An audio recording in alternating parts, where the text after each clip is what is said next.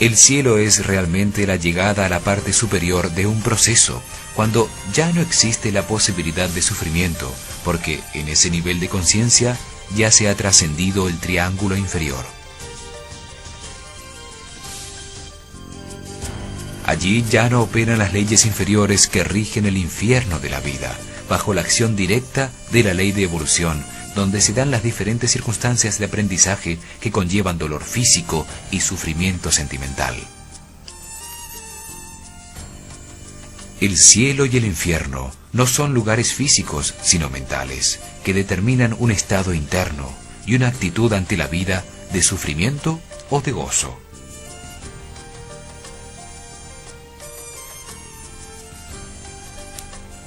Esta comprensión es el legado de una civilización desaparecida, la conexión con los atlantes.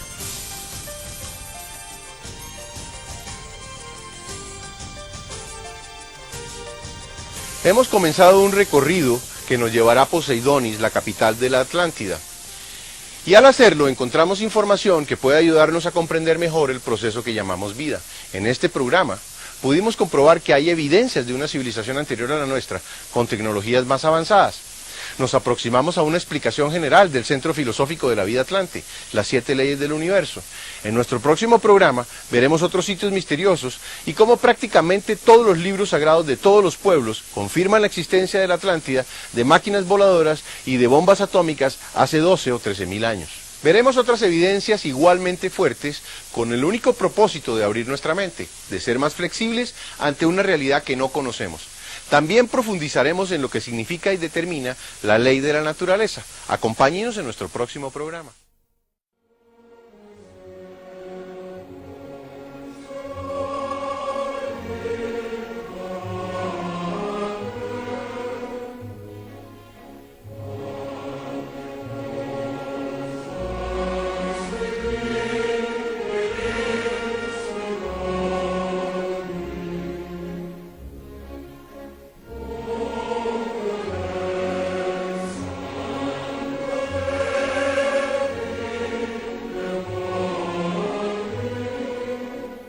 Vamos a recorrer otra parte del camino que nos conduce a la Atlántida, ya sea para encontrar que fue un mito o una realidad.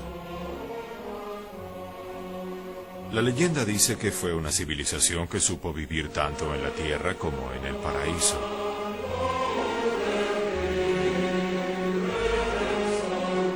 En las experiencias y la filosofía atlante está la información necesaria para encontrar el justo equilibrio entre materia y espíritu, mente y emoción, unidad e individualidad. Originalmente los atlantes existían en un estado espiritual, un estado colectivo de felicidad, donde todos compartían hasta su inconsciente y cada uno era parte del todo. Esta sensación colectiva solo podía producir tranquilidad y bienestar. Sin embargo, poco a poco se sumergieron en la materia y el placer de los sentidos. Comenzaron a atesorar sus experiencias de manera individual, hasta fragmentarse tanto que encontraron su propia destrucción. El hombre actual, en su búsqueda de la felicidad, recorre el camino inverso. Desde la individualidad y el materialismo, busca un camino hacia la espiritualidad y la unidad armónica con el universo. La conexión atlante une el pasado, el presente y el futuro. Nos da la información para recuperar el paraíso que ellos experimentaron. En esta búsqueda veremos otras historias que señalan con certeza la existencia de una civilización anterior que podemos llamar la Atlántida.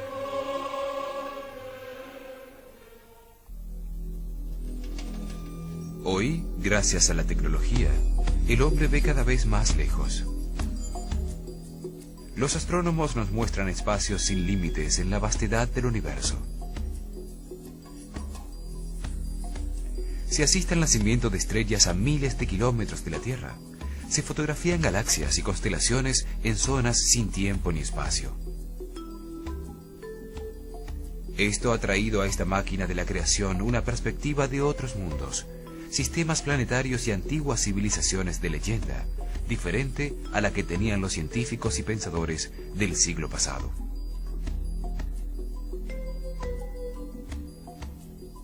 Hoy se pueden buscar en el pasado, donde no existen doctrinas concebidas por el hombre, respuestas a los tiempos que vivimos.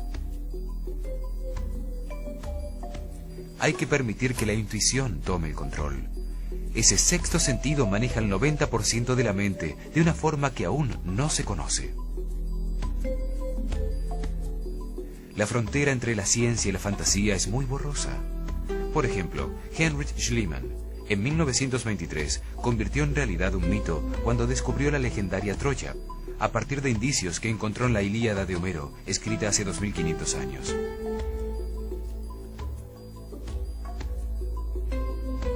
Aún después, con el mismo libro, encontró la Puerta de los Leones y la famosa máscara del rey Menelao en otra ciudad de leyenda, Micenas, demostrando que la fantasía siempre tiene bases reales. El mito de la Atlántida está formado por metáforas y hechos reales perdidos en el pasado. Platón describe a la Atlántida en dos diálogos, Timaeus y Critias. Critias cuenta una historia que escuchó su abuelo de Solón, un gobernante griego que visitó Egipto en el año 600 a.C. Allí un sacerdote egipcio consagrado a la diosa Neith de Sais, protectora de las ciencias, le mostró registros de antiguas civilizaciones desaparecidas. Afirmó que egipcios y griegos descendían de unos pocos sobrevivientes de un poderoso país, destruido 9000 años antes por un cataclismo. El diálogo de Platón sobre la Atlántida puede interpretarse de varias maneras, como el registro de un hecho real o como una historia fantástica. Si la historia fuera inventada, podría ser una alegoría de su propio tiempo, una parábola moral o un cuento mítico. A principios del siglo XX, cuando se descubrieron las placas tectónicas y la existencia en la mitad del océano Atlántico de montañas sumergidas con más de 4000 metros de altura, se afirmó que era una evidencia real de la existencia del continente perdido.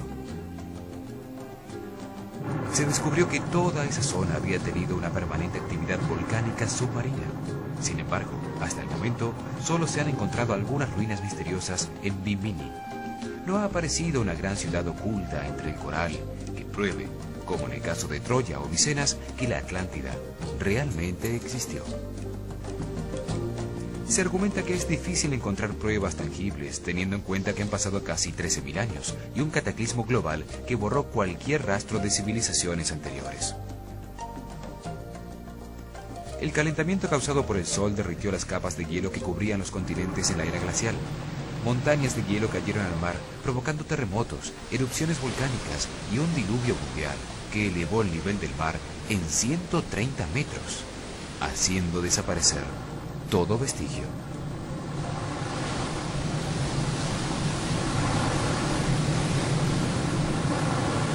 La falta de pruebas sobre la realidad de la Atlántida conduce a que muchos afirmen que Platón solo escribió una historia fantástica sobre las realidades políticas de su tiempo. Un retrato idealizado de la organización y el funcionamiento de una sociedad perfecta. Recurrir a una alegoría era un camino más seguro para pronunciarse en contra de su sociedad. Una manera oculta de mostrar sus debilidades, en un momento en que era muy peligroso criticar. El hundimiento bajo el mar representaría la destrucción política, moral y filosófica que él temía. Una advertencia del camino que los atenienses habían tomado. Otra manera de entender la leyenda de Platón es como una ficción filosófica o una parábola que busca señalar verdades importantes sobre la naturaleza humana. Como ficción, muestra los beneficios de la cooperación entre los hombres, las ventajas de seguir las leyes establecidas y las penalidades que resultan de la codicia y de la ambición. Muestra cómo se puede transitar fácilmente de la justicia y la felicidad a la violencia y la destrucción. En ese sentido, la historia de la Atlántida es muy importante para la sociedad actual, sobre todo en momentos tan difíciles como los que vivimos, cuando el hombre dejó de cooperar con los otros hombres. Como todo mito, el de la Atlántida se volvió más importante que su realidad histórica. Además, identificarla como la fuente de toda la cultura humana intensificó el mito. Este mito combina dos grandes motivos universales: el paraíso perdido y el diluvio universal. El Edén y Noé aparecen en la Biblia, y con otros nombres en todos los libros sagrados de las distintas religiones y culturas. Los mitos cobran vida cuando se cree en ellos. Sirven para guiar al hombre en un mundo que solo entiende imperfectamente. En el mito atlante, la figura central es la humanidad, encarnada en un sitio ideal, perfectamente gobernada y con fructíferas riquezas. Pero debido a su codicia y ambición, los atlantes deciden ignorar las leyes divinas. Zeus, el padre de los dioses, decide destruir al hombre sacudiendo la tierra con terremotos, erupciones volcánicas e inundaciones. La misma cólera destructiva siente Dios en la historia bíblica, en la que Noé es el único sobreviviente. Una historia muy parecida a la de Adán y Eva, quienes, tentados por la codicia y la ambición de ser iguales a Dios, rompen el mandato divino y comen del árbol del conocimiento. Esto produce su expulsión del paraíso. Para el hombre actual, perdido en el mundo que experimenta, el tema del paraíso perdido es una luz al final del túnel. La vida se convierte en un intento por recuperarlo, regresar al Edén, encontrar el camino a Zambala, localizar la Atlántida, el hogar, la fuente perdida. El hundimiento de la Atlántida también puede pensarse como un estado psicológico en el que el hombre, asediado por los terremotos de la pasión y las aguas que lo sumergen en la inconsciencia, pierde o retrasa su propósito evolutivo.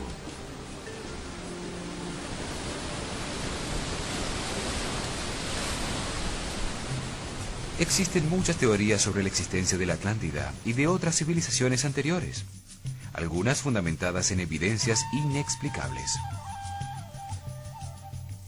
Un misterioso mapa medieval realizado en Constantinopla en 1513 por el almirante turco Piris Reis muestra el océano Atlántico entre la costa de África, la costa este de Sudamérica y el Polo Sur, siglos antes de que éste fuera descubierto. En ese momento se pensaba que el mundo era plano y estaba rodeado de agua. Los mapas existentes por ese entonces, llamados portolanos, de puerto a puerto, no tienen comparación alguna con la precisa información del mapa de Piris Reis.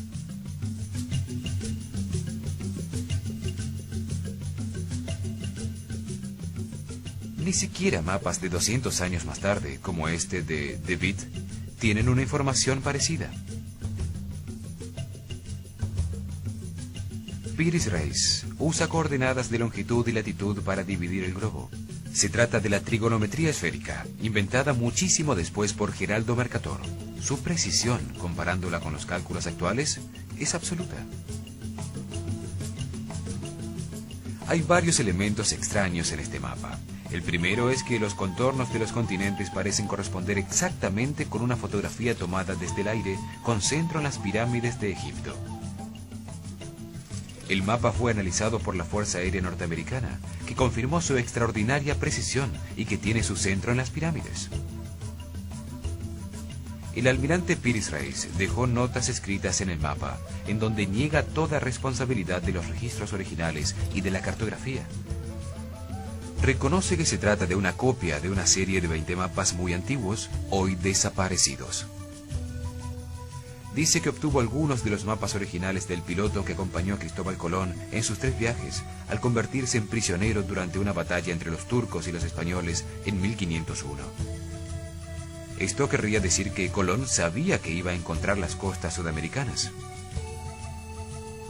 El mapa muestra el río Amazonas, con la isla de Marajo, solo descubierta en 1543 en su desembocadura.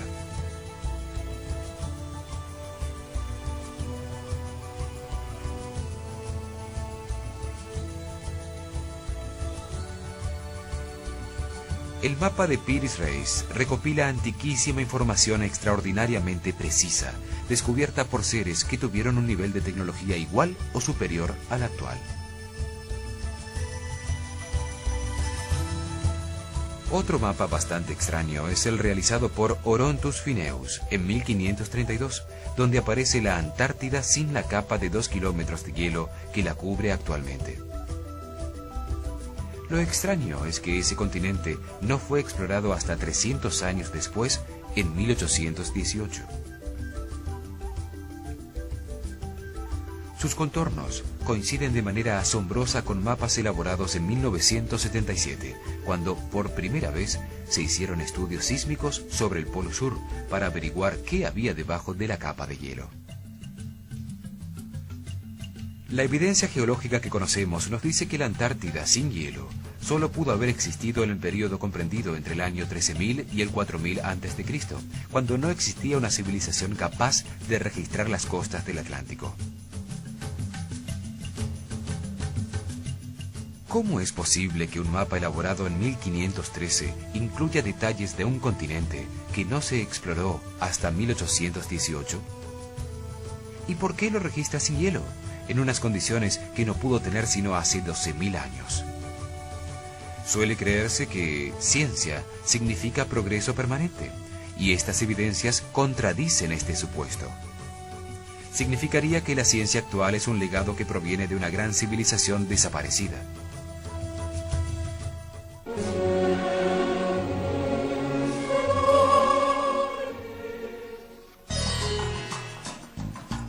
Hay dos maneras de leer los antiguos textos religiosos: la forma exotérica, que encuentra solo significados racionales, como en un diccionario de los que conocemos, y la esotérica, que intuye en un sistema de símbolos la visión del universo como un todo.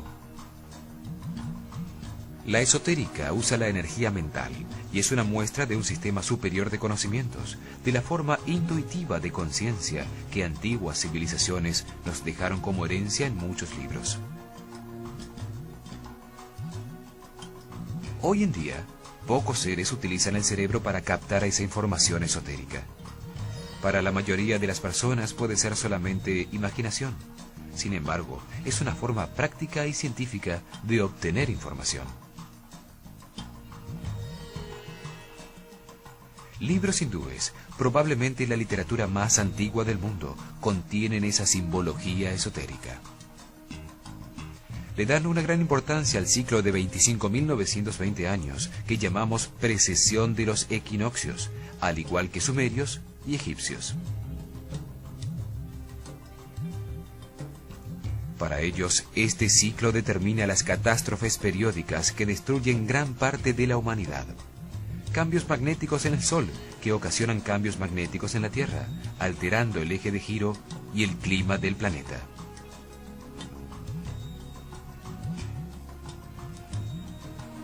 Se cree que el diluvio universal sucedió en uno de estos cambios de ciclo, cuando los hielos de los polos cayeron al mar, ocasionando un gigantesco tsunami y un cataclismo global que destruyó la civilización existente en ese momento.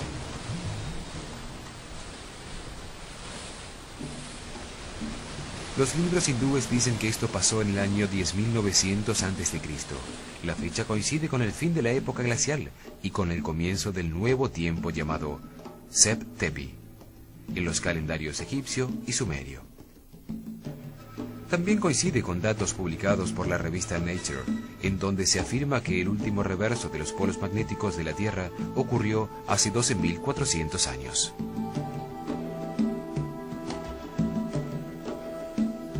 Los libros dicen que en ese momento el imperio hindú de Rama se encontraba en guerra con la madre de su civilización, un pueblo al que llaman los Asvins o gemelos, una figura que siempre representó a la Atlántida. La guerra se dio porque los atlantes cambiaron su mentalidad original, intuitiva, lunar, controlada por el lado derecho del cerebro, de imágenes, sentimientos, emociones y unidad, por una controlada por el lado izquierdo del cerebro, solar, racional, tecnológica e individual. Esto provocó el enfrentamiento con los místicos e intuitivos hindúes. Afirman que los atlantes o Asvins venían de uno de los 7 continentes. El Sveta o Sakadvipa, una isla paradisíaca al este, blanca y pura, llamada Atala, que desapareció con el cataclismo, y que en sánscrito quiere decir tierra sumergida. Mientras se encontraban en guerra, ambos pueblos fueron destruidos. Atala se hundió bajo el mar, cuando el cataclismo destruyó su montaña sagrada llamada Merú, lo que dio comienzo a un nuevo ciclo que dicen terminará en el año 2012.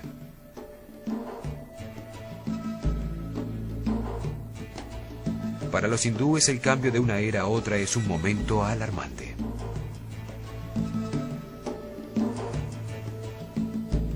El Samsam Tagabada cuenta que ambos pueblos usaban máquinas voladoras con las que podían viajar a cualquier sitio de la tierra. A las hindúes las llama vimanas y las describe como propulsadas por un líquido combustible amarilloso derivado del mercurio. A las de los atlantes las llama Vaiglisis. Tenían una tecnología antigravitatoria más avanzada con la que podían desplazarse con igual facilidad, tanto en el aire como bajo el agua. Tienen precisas descripciones de avanzadas tecnologías de vuelo, de misiles, rayos láser y hasta bombas atómicas. Describen modernas técnicas de combate aéreo, métodos para ahorrar el combustible y evitar tormentas variando la altitud, aterrizajes forzosos causados por el enemigo y daños ocasionados por choques con pájaros en vuelo. También habla de naves que volaban a través del firmamento por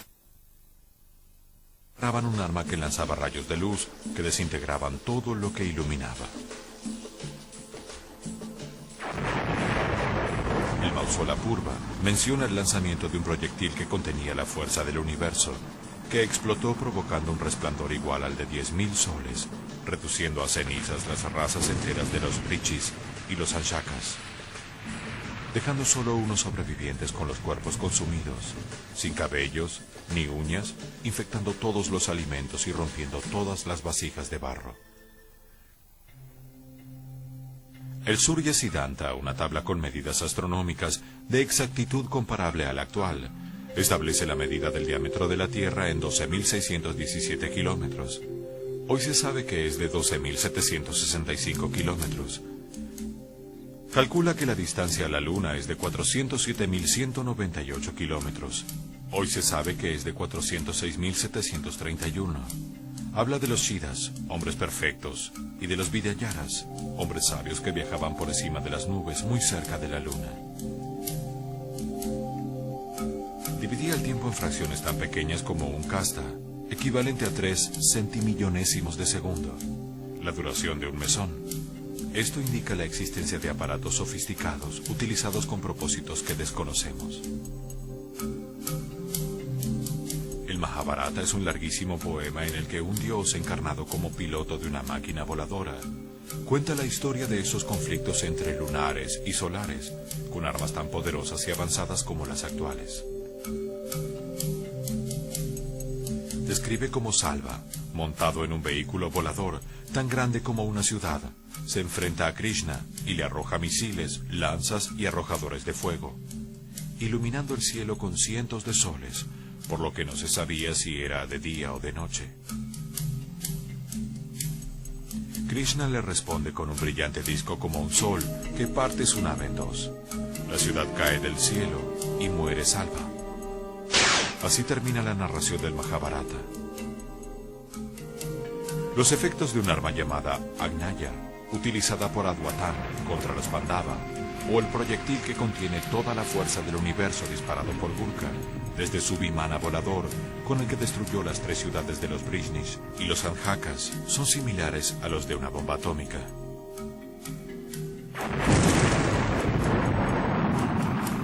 El Mahabharata dice que al explotar producían una incandescente columna de fuego, con un resplandor de 10.000 soles estremeciendo a la tierra y quemándola con el terrible y violento calor. Fieros vientos soplaron y las nubes rugieron hacia arriba, disparando polvo y rocas en todas las direcciones, oscureciendo todos los sitios. Los cuerpos quedaron tan quemados que no eran reconocibles. Los guerreros que lograron escapar se tiraron al agua para lavarse, pero el pelo y las uñas se les cayeron y toda la comida se envenenó. Todas estas narraciones tan precisas sobre técnicas voladoras, misiles y estallidos con características atómicas, para un ser de nuestra época son normales y entendibles. Pero ¿cómo hicieron para describirlas hace 5 o 6 mil años? La única explicación posible es que estén describiendo eventos que realmente sucedieron y que sus trazos hayan desaparecido con un cataclismo universal. Estas narraciones de libros antiguos hindúes no son las únicas que hablan de guerras atómicas y de avanzadas tecnologías. En excavaciones arqueológicas en las ruinas de la ciudad hindú de Mohenjo-Daro, que significa montaña de los muertos, se encontraron esqueletos radioactivos y muros de ladrillo vitrificados y fundidos por un inmenso calor, resultado de una misteriosa explosión de proporciones atómicas.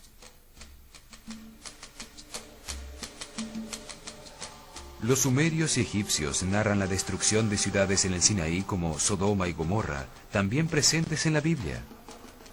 Se trata de explosiones que provocaron un viento radiactivo que acabó con las principales ciudades sumerias alrededor del año 2000 a.C., dando paso al reinado babilonio. Son tecnologías que solo fueron inventadas y probadas con la bomba atómica sobre Hiroshima en la Segunda Guerra Mundial. ¿De dónde salieron estos conocimientos o para qué utilizaron pilas eléctricas en la antigüedad? En excavaciones de un poblado cerca de Bagdad, Irak, el arqueólogo alemán Wilhelm Koenig encontró lo que dedujo eran unas baterías eléctricas construidas hace 6.000 años.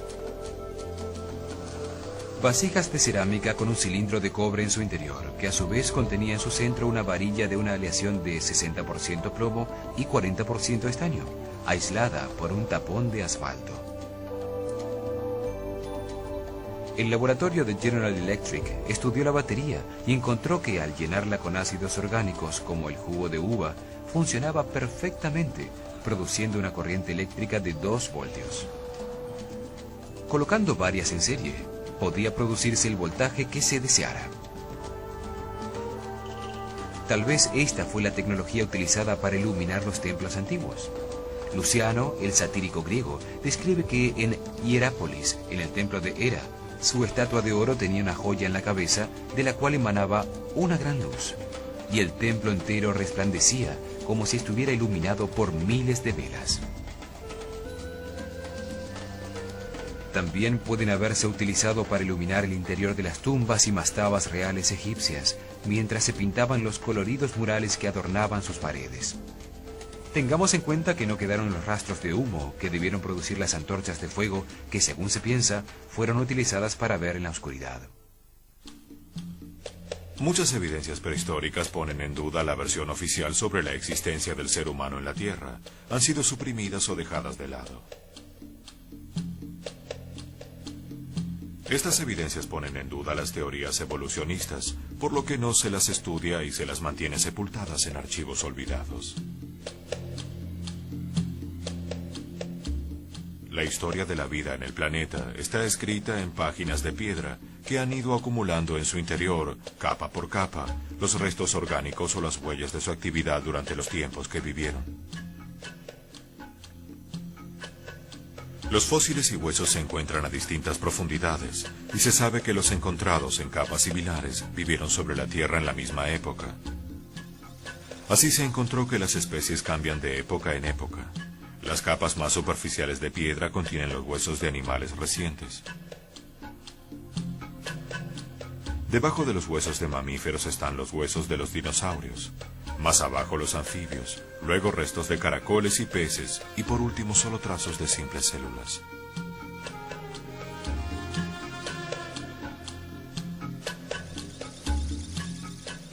La existencia de primates parecidos al hombre, semejantes en su organización anatómica, esqueleto, sistema muscular y sus restos encontrados en las distintas capas geológicas, llevó a Charles Darwin en 1859 a desarrollar la teoría de la evolución de las especies.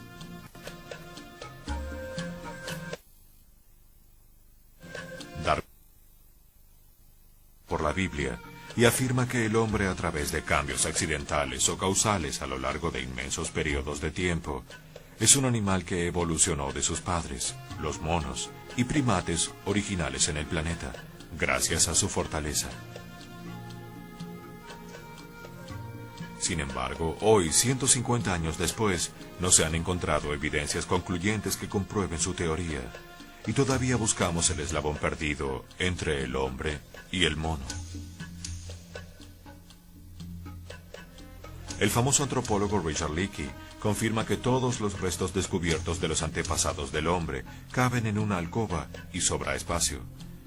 Solo existen unos pocos huesos de millones de seres en la prehistoria para sustentar la teoría de la evolución.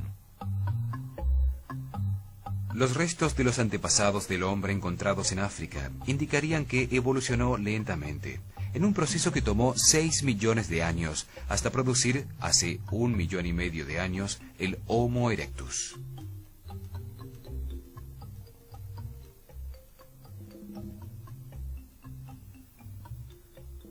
Con una capacidad craneana de 1000 centímetros cúbicos, camina erguido liberando sus manos, lo que le permite utilizar herramientas. Los ojos en el frente perfeccionan su sistema visual, permitiéndole calcular mejor las distancias y cazar mejor.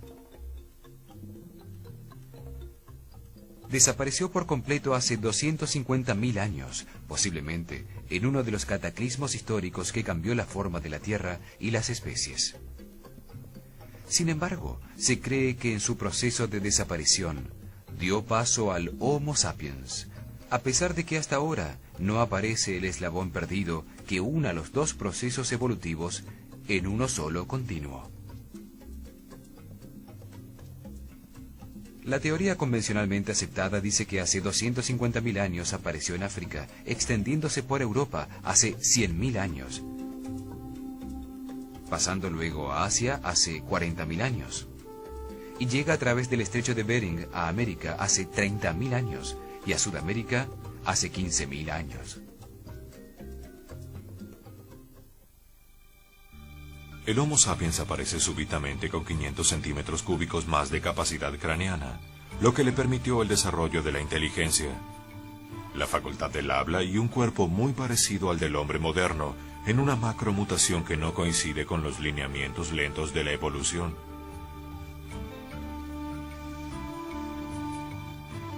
Realizar esta evolución, el despertar de la conciencia, debiera haber tardado por lo menos otros 15 millones de años, el tiempo de evolución que necesitó el mono para convertirse en Homo erectus.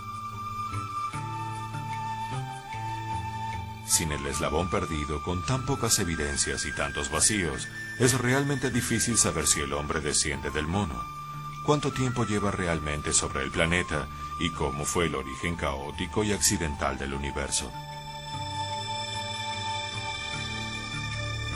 Han aparecido evidencias anómalas que ponen en duda las fechas y teorías aceptadas.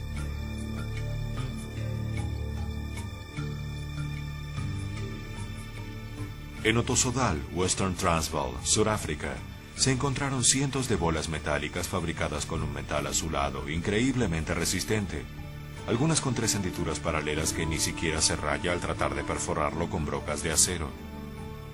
Se encontraron en la profundidad de una mina de diamante dentro de un material de mineral suave llamado pirifilita, que se formó por sedimentos hace unos 3 billones de años.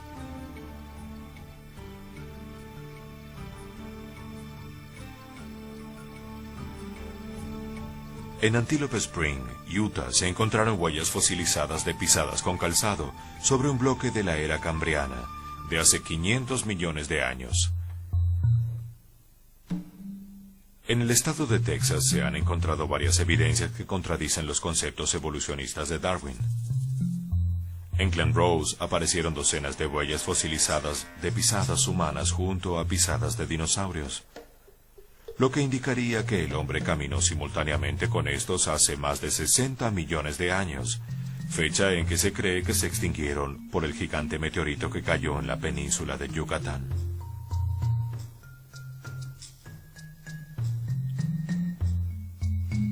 Las mismas huellas de humanos junto a las de los dinosaurios se encontraron un poco más lejos, al lado del río Biloxi, donde también se descubrió un martillo elaborado mediante una aleación metálica bastante extraña, con su mango carbonizado por una altísima presión y temperatura.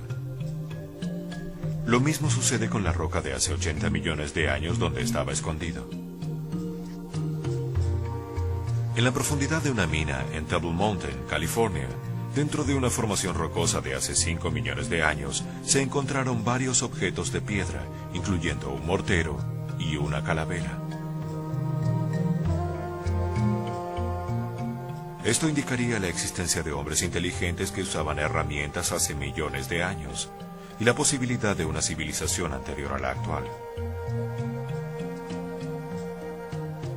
Son evidencias físicas reales de la existencia del hombre desde muchísimo tiempo antes de lo que Darwin asegura. Existe un arte inexplicable, misterioso, dejado atrás en cuevas, cerámicas, esculturas y bajorrelieves que nos muestra indicios de avanzadas civilizaciones anteriores al diluvio, con conocimientos y tecnologías misteriosas.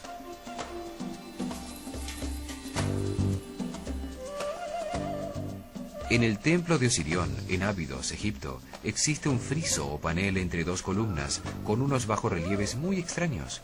Muestran una serie de naves y helicópteros que solo pueden ser identificados por alguien de nuestra época. Se trata de una forma de transporte aéreo en un bajorrelieve de uno de los templos más antiguos de Egipto. La cultura maya también nos dejó indicios de tecnologías avanzadas muy antiguas.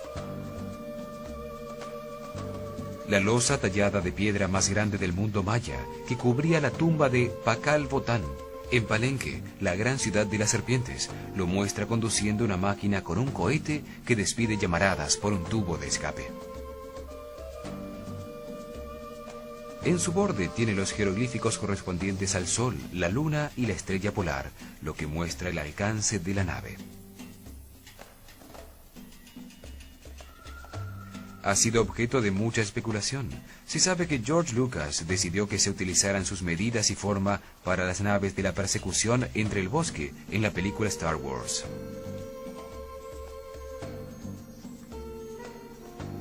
Fray Ramón Ordóñez declaró en 1773 que leyó un libro escrito en quiché por Botán, que fue quemado por el obispo de Chiapas. Dijo que en el libro afirmaba ser un ciudadano de Balumchivim, un sitio desaparecido en el centro del Océano Atlántico. Muy cerca, en Costa Rica, sobre el delta del río Diquis, se encontraron más de 1000 esferas en piedra volcánica de distintos tamaños, perfectamente pulidas. Algunas pesan varias toneladas y se encuentran a cientos de kilómetros de la cantera donde pudieron haber sido hechas, colocadas en formaciones triangulares. ¿Cuál fue su propósito? ¿Cómo fueron llevadas hasta allí?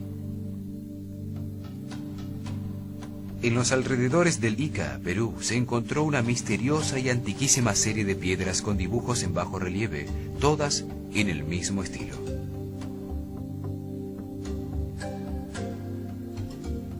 Por la pátina de su superficie se sabe que fueron talladas hace 12 o 13.000 años.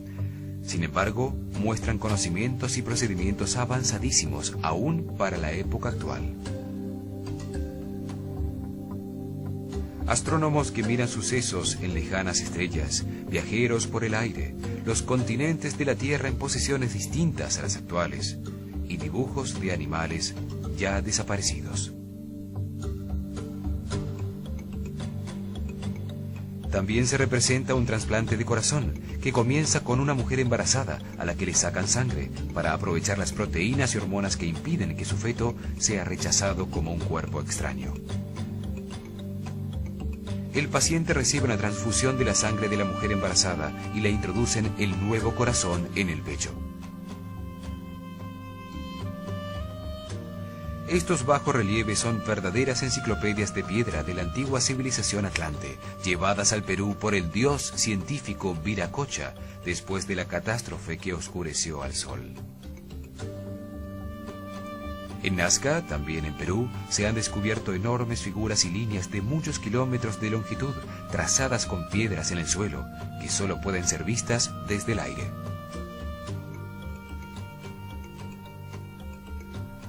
Otro extraño descubrimiento es el de las gigantescas piedras de Ollantaytambo, Machu Picchu y Sacsayhuamán, cortadas con múltiples ángulos para encajar perfectamente las unas con las otras, después de haber sido trasladadas por cientos de kilómetros. Frescos rupestres pintados hace 9.000 años, que se encontraron en una cueva en Tassili, en el Sahara, muestran seres con escafandra. Otro fresco descubierto en Kimberley, Australia, muestra seres sin boca y también con escafandra, además de sandalias, en un sitio donde los indígenas andan descalzos. Es evidente que el hombre no conoce su propio pasado y se acomoda a creer las teorías que no permiten abrir su mente a otras posibilidades. Las evidencias que hemos visto indican la presencia de civilizaciones anteriores con tecnologías distintas a las nuestras.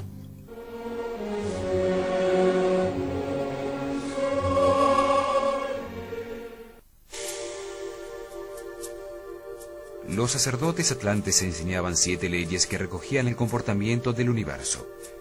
En la base de la pirámide de esas 7 leyes universales está la ley de la naturaleza. Actúa sobre los cuerpos físicos de todos los seres vivos, en la densidad de la materia, donde se encuentran las vibraciones más bajas del universo.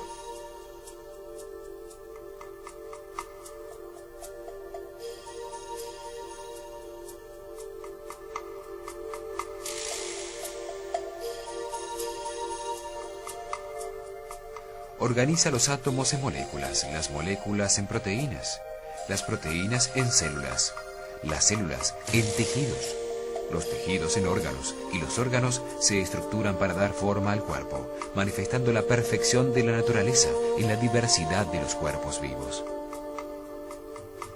La ley de la naturaleza es una programación automática de origen divino, contenida en los códigos genéticos de cada especie.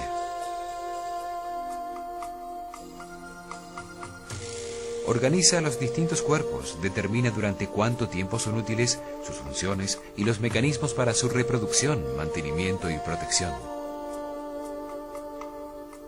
Forma un gigantesco organismo viviente que se llama el universo.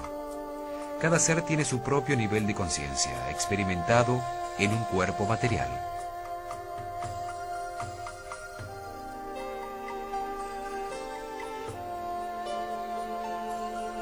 Los cuerpos contienen la conciencia que experimenta la vida y así comprenden la razón del universo en un proceso de evolución hacia la perfección y la sabiduría que toma muchas encarnaciones. Transmitida por herencia en los códigos genéticos de cada especie, existe una programación automática llamada instinto que no necesita de la conciencia del ser para existir. Su función principal es generar, mantener y defender la vida, controlando todos los procesos vitales. La reacción automática del instinto es simple y binaria, diseñada para no permitir la duda de posiciones intermedias. Sí, no, huyo, ataco, acción, reacción, me gusta, no me gusta. Para generar la vida en cada cuerpo, la naturaleza utiliza la atracción automática que lo impulsa a buscar y conseguir en su especie la pareja para procrear. Si la atracción es mutua, indica que existe compatibilidad para generar vida. Esta ley se manifiesta en la atracción sexual que se siente al reconocer la pareja potencial.